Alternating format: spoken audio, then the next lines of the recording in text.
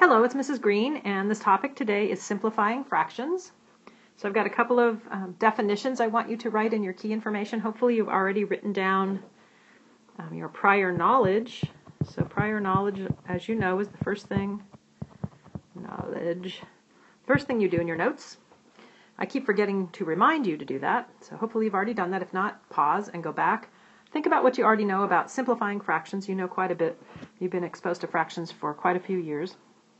We're going to expand on that knowledge, so this will feel like something you probably already know, and we're just reviewing it, reminding ourselves how to do it, and then we're going to use fractions in a lot of ways to solve problems in the next week or so. So we want to remind ourselves about some definitions. So some key information. Key information that I want you to take down, 3 definitions. The first one is simply the definition of a fraction. So I have a picture of a fraction. And a fraction is a number that's written in the form of a number over another number. In algebra, they would say A over B. So let's pause for a second. So a fraction is a number in the form A over B. B cannot be 0. So you could put B cannot equal 0, and we talked about that last week or in a previous lesson, where B can't be undefined in a fraction. It can't be 0 because that would be undefined. And then A is known as the numerator and B is the denominator. So if you want to write that in words where A is the numerator and B is the denominator. Second definition is simplest form of a fraction, simplest form of a fraction. And that is when the numerator and the denominator only have 1 as their greatest common factor. And I'll cover greatest common factor on a separate page in the notes today, if you can't remember what it is. But you know it's the simplest form of a fraction when all the common factors have been factored out except 1. So that we've got an example here of 4/6. And the simplest form of 4/6 is 2/3. And that's the simplest form because the only common factors here between 2 and 3 is 1. So you have to get it down so that the GCF is only 1. So let's type that up. So in text, that would be, in words, it would be when the numerator and denominator have 1 as their GCF, their greatest common factor. GCF stands for greatest common factor.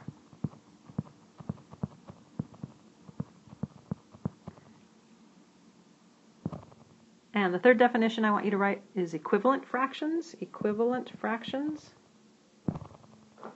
And those are fractions that have the same value. So my picture up here, you can see that these are 3 pictures, all having 1/2 of the circle shaded in red.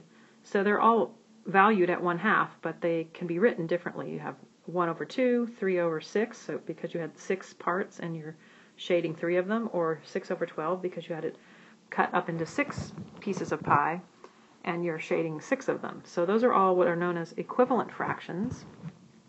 And you can tell, so let's type the definition. So in words, it would be fractions that have the same value and the same simplest form. So these 3 fractions up in red, the simplest form of all 3 would be 1/2. So that's the definition of equivalent fractions. Now let's work out some examples. Okay, before I do examples, I wanted to do a reminder lesson, and if you don't need to be reminded of how to do GCF, you can skip over this part and then go right to the examples. But if you can't remember how to do greatest common factor or GCF, greatest common factor, then you should watch this. The technique I'm going to use, there are multiple ways to do this, but we have to pick one. Otherwise, this will be a 20-minute lesson. I'm going to use prime factorization. So prime factorization. I'm going to start with prime factorization. This is a multi-step process, so you'll have to remember the steps or come back and prime factorization is the first step.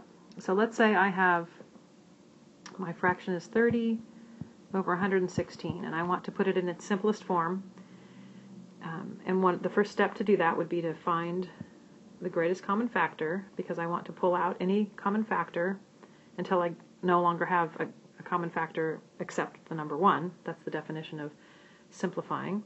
So prime factorization is going to help me out. So I'm going to use a factor tree.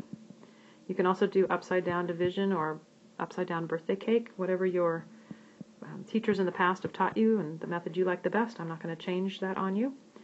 So I'm going to do a factor tree. That's just happens to be visually what I like to do. So I'm going to split 30 into 2 of its factors. Any 2 factors will work. I'm going to start with 5 and 6. 5 is already a prime number, so I can stop with that branch of the tree. 6 has factors of 2 and 3. Those are both prime, so I can stop factoring. So the factors of 30, if I prime factor it, it's 5 times 2 times 3. I'm not going to use exponents right now because that's going to might confuse the issue.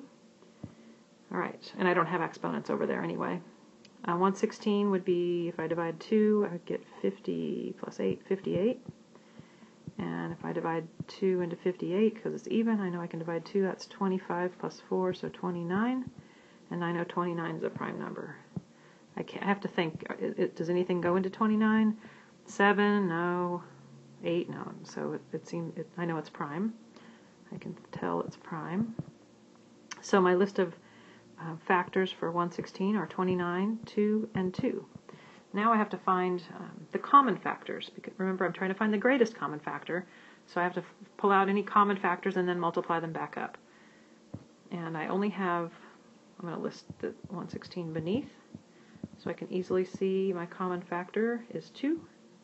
If I had another common factor, then I would have to multiply 2 by whatever that other factor is, but I don't. So 2 is my only common factor, so I can divide a 2 out of the bottom and a 2 out of the top and get 15 over 58. And that would be how to get the simplest form, so I did an extra step. But finding the greatest common factor, I use prime factorization. So that's just a reminder on how to do that. So back to the example problems. So example 1. In example 1, I would like you to tell whether 3/8 and 18/48 are equivalent fractions. So that's our task. And our step 1 is to write each fraction in its simplest form and then compare. If they have the same simplest form, then by definition, back here in our definitions of simplest form, they have this, or equivalent fractions. Where is it? There it is. If we're writing in simplest form, oh wait, are we writing in simplest form? No, equivalent fractions. So sorry. Equivalent fractions means they have the same value and the same simplest form. So if we write them both in simplest form, they should be the same. All right, so 3/8, if I prime factor, I get 3 is already prime, and 8 is the same as 4 times 2. So there are no common factors that I can pull out. There's nothing common between 3 and 4 and 3 and 2. So that's already in its simplest form. So I can stop with 3/8. Now I'm going to prime factor 18 and 48 like I did when I was looking for greatest common factor. So 18 would be 2 and 9 and 3 and 3. Those are all prime. So 18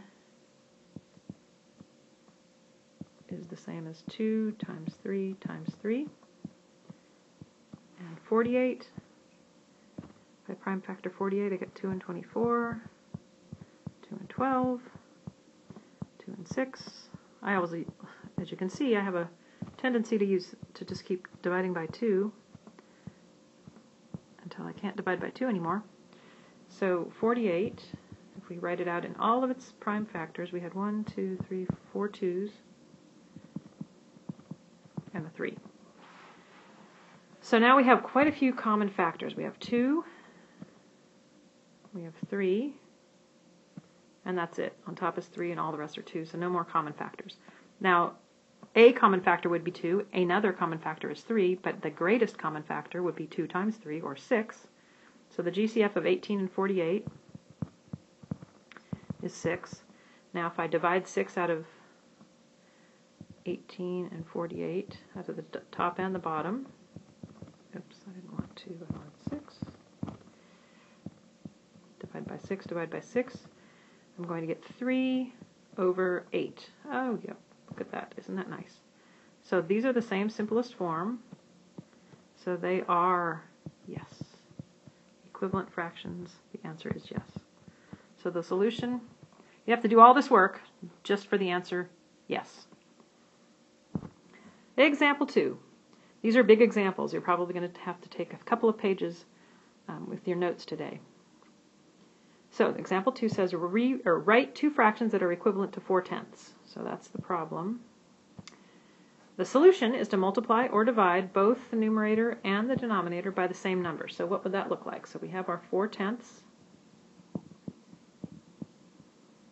So let's do example 2a. Let's divide. We'll divide the top and the bottom by 2. So that's going to give me 2 over 5. So that fraction is equivalent. 4/10 and 2/5 are equivalent fractions. If you were to cut pi up, you would end up with the same amount of pi. But you can say it in two different ways. So let's then try one with multiplication. I'm going to multiply by the top and the bottom both by 5. I'm going to get 20 over 50. That's another equivalent fraction. So if you told somebody you had 20/50ths and they said, well, I have 2/5, you're actually saying the same thing. Or the person that says they have 4/10 is also saying the same thing. So all three of these fractions circled in green are equivalent. They represent the same value. If you had a pile of something and you separated out 4/10 of it or 2/5 of it or 20/50ths of it, it would all look the same. Just three different ways to state the same thing. Okay, now you have 3 practice problems on the next page. All right, the practice application. You guys are getting used to my handwriting now. You can tell how I write practice. You can't all see all the letters.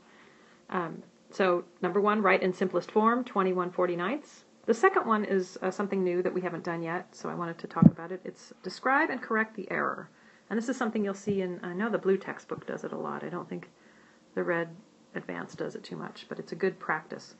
So in this red box that I've just circled is someone's attempt to solve this problem, and it's incorrect. So I want you to describe and fix what they did wrong. So their task was to write a fraction equivalent to 3/14, and here was their solution in the red box. So you have to fix that.